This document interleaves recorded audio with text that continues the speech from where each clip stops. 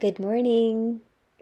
We are going to continue working on our realistic style cardinal bird. We finished the drawing and the background, and now we're going to get to the fun part. If I look carefully at my reference image, the photocopy that I have of the actual bird, I see mostly red, which makes sense because it's a cardinal. But if I look really carefully, I see some yellow reds, some orange reds, and some areas of darker and lighter values. So I'm going to be using yellows, oranges, reds, and even some blues to give my painting as realistic a look as possible. I first want to spray my paints, and I have a couple of choices when I mix colors. I can use my watercolor tower lid and then apply that color to my painting, or I can mix directly on my painting. Here I'm painting yellow first and then red, mixing them together to make orange. So before you get started, take a minute and try to mix red and blue into your tray. It'll create kind of a purple color. Make sure that you have lots of water because that's what makes watercolor special. Apply this mixture onto your paper so you can see the color that it makes. Now, dip your brush into wet water and into the red. Make a stroke and do the same with blue, right on top of the red stroke that you made on your sketchbook.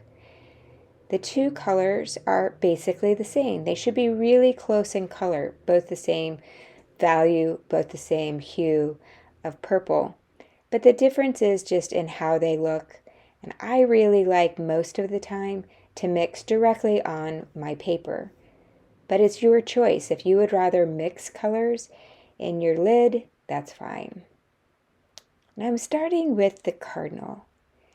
And if I look carefully, the crown of his head is kind of an orangey red. So I'm going to pick up orange and red and some yellow even, because it's on the top of his head, it's closest to the sun. It gets most of that sunlight and the feathers are a little bit brighter up there. So I'm mixing yellow and orange and red, and I keep looking back at my reference image to try to get the color as close as possible.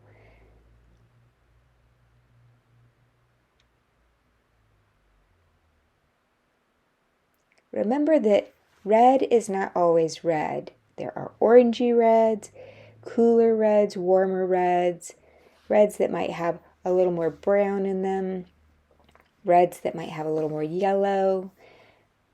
Maybe some have bright yellow, maybe some of the reds have brighter tone to them. Some of them are muted. And I'm trying to make my bird have all of these small color changes. I'm really looking at my reference image and trying to match him as closely as possible. I'm adding in a little bit more orange on the breast because it seems to be an orangier red and a little bit brighter. As I work my way down the wing, I have a little bit slightly pinker red. And there are places on his wings where the red turns a little bit darker. Instead of adding black, I'm actually going to add a really dark blue. You can start by painting in the blue where those darker areas are, and then dropping in some of the red in between.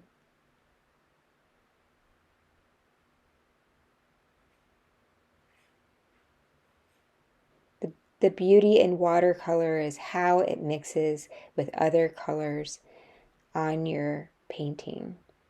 So resist the urge to just dip your brush into one red and make the whole bird one color. Really look carefully to see all of the nuances of the color.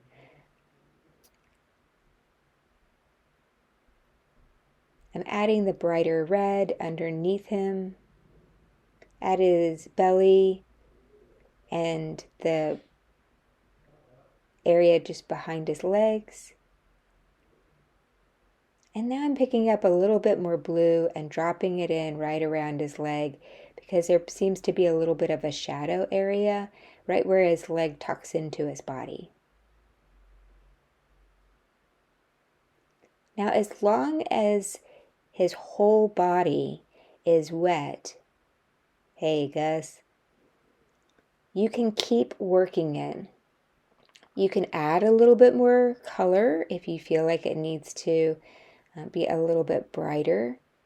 You can add a little more water when it starts to get dry.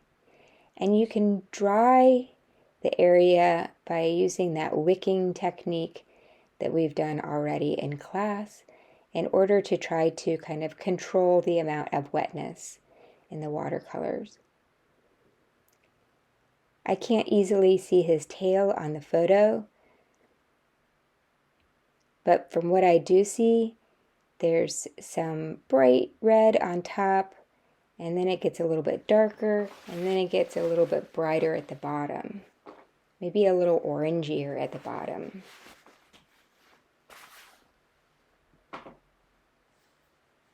And again, I'm just working it until I'm satisfied with it. It's easy to overwork watercolors. So if the paper starts to break down, if the paper starts to kind of create these little pills, then you know that you need to stop and just let it dry and come back to it the next day.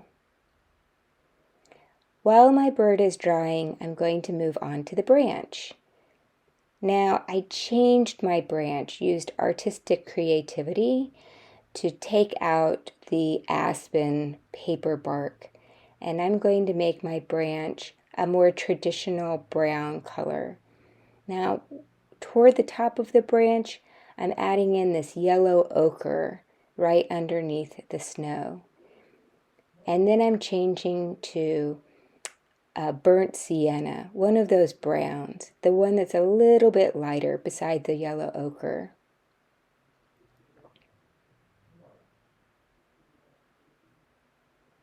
Of course, I already sprayed all of my watercolors, so they're nice and wet and ready to go.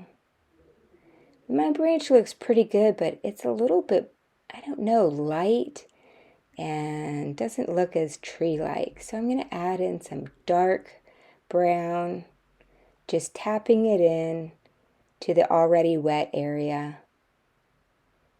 And it still looks a little sickly. So at the bottom, I'm going to add dark blue. Dark blue mixed with my brown is going to give it kind of a dark brown color. And now I'm going to take that same blue and I'm going to run it just underneath the snow line, because that snow would cast a shadow if it's kind of maybe half an inch thick and the sun is coming from just over the cardinal shoulder, then it would have a little bit of a shadow line in there. I drew it with ink, but I'm going to add in some blue along that shadow line just to emphasize it. And again, you can keep working, adding some more brown, taking out or adding more water, whatever you need to do to make your tree look good and until you're satisfied with it. There's a little area on the stump of the tree that I'm going to again add my browns and also my blues. I almost never paint something one color. I almost always add in a lighter or darker version of that color or a lighter or darker color in order to bring more interest. You can see how it still reads like a brown log or a brown tree branch, but I used yellows and blues as well as browns to get it there. This is a good time to change out to a smaller brush so that we can do the little tiny shapes of the feet. And I'm just looking at my reference image to see what color the feet are. And it looks like they're pretty dark, but there's a little bit of red in them. There's maybe a little bit of yellow and a little bit of blue. You might look at them and say that you see black, but again, I almost never use black in my watercolors. I find that it dulls the overall painting. By using really dark blue, I get the same effect, and it feels more watercolory to me and still serves the purpose that I'm looking for.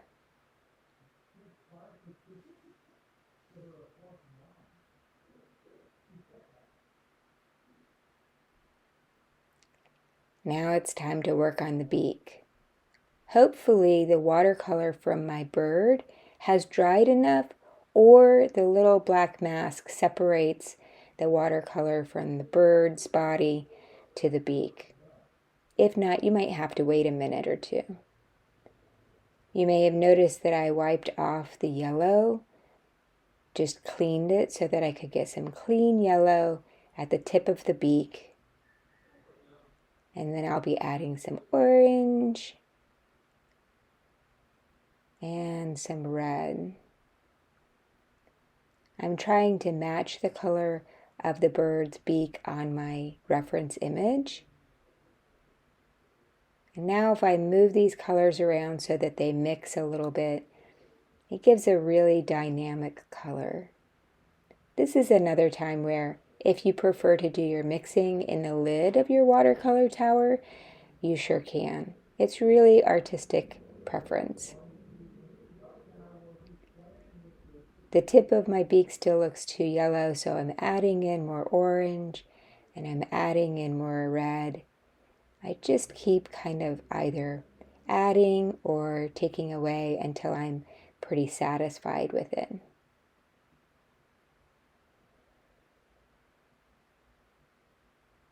Now the last thing that we're going to do is the snow. The snow is white. I don't know if you can tell on this video. If I look at my reference image really carefully, there's a little bit of like shadowing on the snow. Even though we all agree that snow is white, white isn't always white. There's nuances. Just like a red bird isn't always the same red from top to bottom. There are nuances. So this is a great opportunity to mix in my lid because I want to have a really super light blue for the shadows in the snow. And that means I want to have a lot of water and just a little bit of color.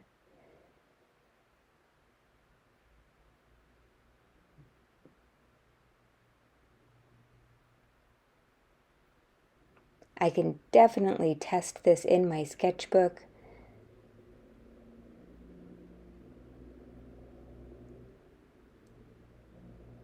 And I'm just going to pick up this very light blue and run it along the bottom of the line of snow up against the branch where maybe a little shadow edge would be. I'm also going to run it along the top underneath the bird because the bird would be creating a little shadow area on the snow that's just underneath him. Now you guys, this is, whoopsie, look at that. My red is running away. My bird wasn't quite dry and my snow blue kind of bled into my bird. So I'll just wick that up and maybe I'll move away from that area and try to avoid making another mess there.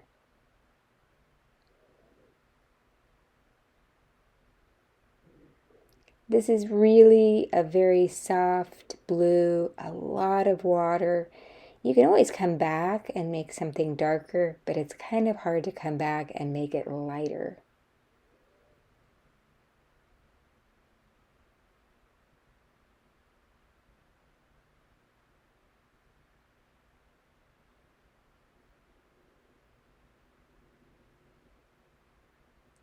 Now this might look like it's dark on my painting, but it's actually really watery when it dries. It's going to be super duper light. You're almost going to have to look to see it.